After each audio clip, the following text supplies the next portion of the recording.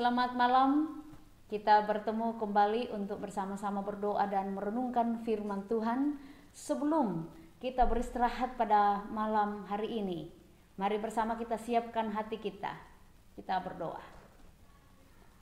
Terima kasih Tuhan, kasih setiamu senantiasa kami alami dalam sepanjang kehidupan kami. Malam ini kami rindu untuk mendengarkan firman-Mu sebelum kami beristirahat pada malam ini. Roh Kudus sertai kami sehingga firman-Mu bermakna bagi kami.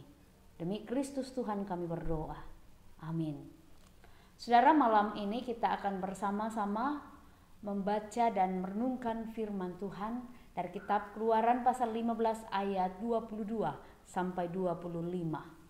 Firman Tuhan mengatakan, Musa menyuruh orang Israel berangkat dari laut Tiberau, lalu mereka pergi ke padang gurun Syur.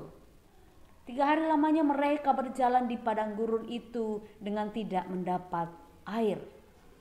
Sampailah mereka ke Mara, tetapi mereka tidak dapat meminum air yang di Mara itu karena pahit rasanya. Itulah sebabnya dinamai orang tempat itu Mara.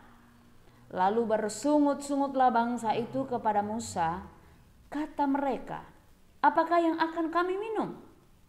Musa berseru-seru kepada Tuhan, dan Tuhan menunjukkan kepadanya sepotong kayu.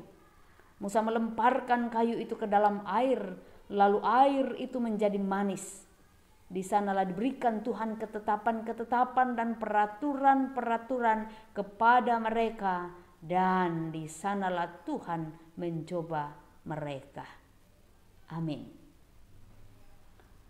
Saudara, ketika kita berada dalam situasi yang buruk atau dalam situasi yang tidak sesuai dengan harapan atau situasi yang tidak ada jalan keluar menurut kita, umumnya orang akan mudah mengalami rasa kecewa, rasa putus asa, rasa depresi, dan pada akhirnya menyerah kepada keadaan yang dialaminya. Banyak yang kemudian berkata, mungkin ini sudah nasib saya. Mungkin ini adalah sesuatu yang tidak mungkin lagi berubah di kehidupan saya. Namun saudara-saudara, melalui kesempatan ini saya mau mengatakan begini, ketahuilah bahwa keberhasilan atau kegagalan itu bukan nasib. Tetapi keberhasilan dan kegagalan itu merupakan dampak dari respon kita terhadap situasi, terhadap masalah yang terjadi, yang mungkin kita alami. Orang yang berhasil itu bukanlah orang yang tidak pernah mengalami yang namanya gagal atau tidak pernah mengalami yang namanya masalah. Melainkan orang yang mampu menangkap setiap kesulitan menjadi sebuah kesempatan untuk meraih keberhasilan itu. Nah, karena itu saudara, seberat apapun pergumulan yang sedang kita alami, jangan dijadikan alasan untuk menyerah. Tetapi saya mau mengatakan, jadikanlah itu alasan untuk berserah sepenuhnya kepada Tuhan. Karena itu saudara, menyerah itu dan berserah itu beda. Menyerah itu berarti sudah tidak mau lagi berbuat apa-apa. Dan menyerah itu bisa berarti dia sudah putus asa. Tetapi orang yang berserah adalah orang yang mengandalkan Tuhan dan percaya sepenuhnya kepada kehendak Tuhan atas hidupnya. Karena itu saudara-saudara, dalam 2 Korintus pasal 5 ayat 7, di situ dituliskan, sebab hidup kami ini adalah hidup karena percaya, bukan karena melihat. Karena percaya bahwa Tuhan sanggup menciptakan yang tidak ada menjadi ada, mengubah yang buruk menjadi sesuatu yang baik, mengubah yang pahit itu bisa menjadi manis, mengubah kegagalan itu menjadi sebuah keberhasilan. Nah, dalam pembacaan kita pada saat ini, di situ dikisahkan bahwa setelah 3 hari lamanya berjalan di padang gurun dengan tidak mendapatkan air, sampailah umat Israel itu dimarah. Di situ dikatakan, tetapi mereka tidak dapat meminum air yang dimarah itu karena pahit rasanya. Kita bisa membayangkan kalau kita yang dalam keadaan capek lalu kita minum air yang pahit bagaimana. Seketika itu mereka bersungut-sungut dan mengomel. Mereka marah. Lalu Musa berdoa kepada Tuhan. Dalam doanya Tuhan itu meminta petunjuk kepada Tuhan. Lalu Tuhan menunjukkan kepada Musa sepotong kayu. Dan sepotong kayu itu kemudian dilemparkan Musa ke dalam air. Dan air yang menjadi pahit itu kemudian menjadi manis. Saudara, dengan kuasa Tuhan, dengan kuasanya, Tuhan sanggup mengubah yang pahit itu menjadi manis. Bahkan di balik keadaan yang pahit itu, Tuhan sudah mempersiapkan berkat yang luar biasa bagi bangsa Israel, bagi mereka ketika itu.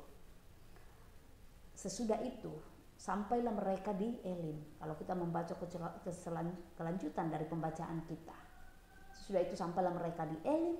Di sana ada 12 mata air dan 70 pohon kurma, lalu bergemalah mereka di sana di tepi air itu. Itu luar biasa bagaimana Tuhan mengubahkan yang pahit menjadi manis dan menyediakan jauh lebih baik lagi, jauh lebih manis lagi kehidupan mereka ketimbang yang mereka telah alami.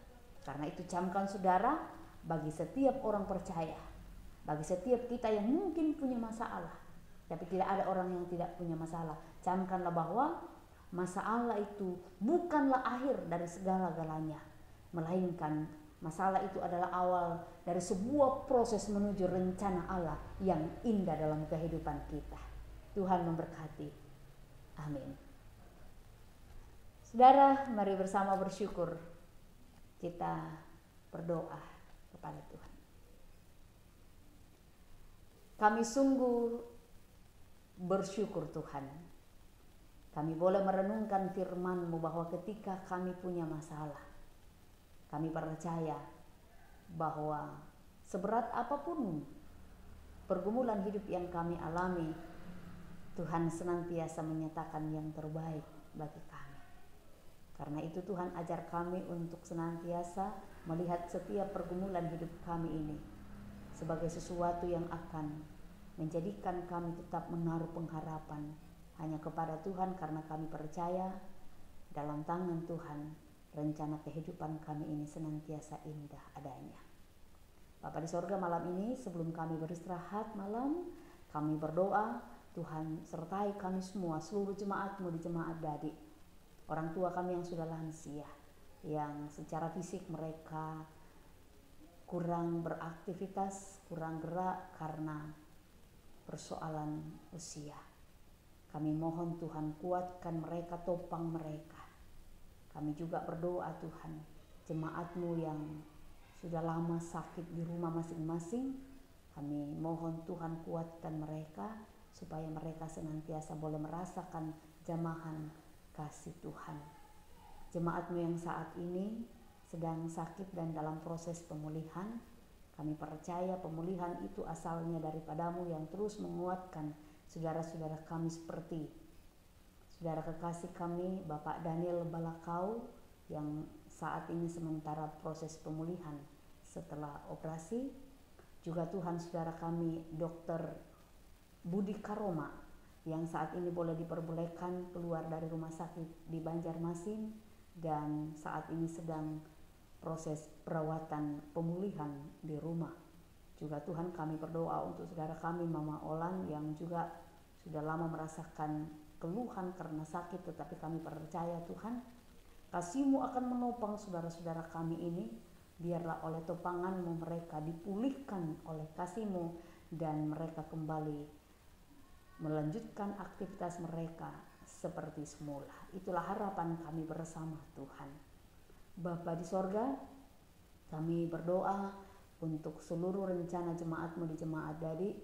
Kami yakin bahwa Engkau yang akan memberkati, Engkau yang akan menopang kami semua, sehingga seluruh jemaat-Mu di Jemaat Dadi ini akan selalu merasakan bahwa begitu besar kasih-Mu Tuhan melingkupi kehidupan kami semua. Jaga kami malam ini ketika kami beristirahat malam bersama, biarlah kami boleh beristirahat dengan penuh sukacita. Biarlah Tuhan besok pagi kami boleh dibangunkan untuk merasakan hari baru, ciptaan baru bagi kami semua. Inilah doa kami, syukur kami. Kami berdoa di dalam nama Tuhan Yesus. Amin. Saudara, demikian doa dan renungan malam yang kita alami bersama pada malam ini. Tuhan Yesus memberkati seluruh warga Jemaat Dadi. Bongi melo lako kita solanasang.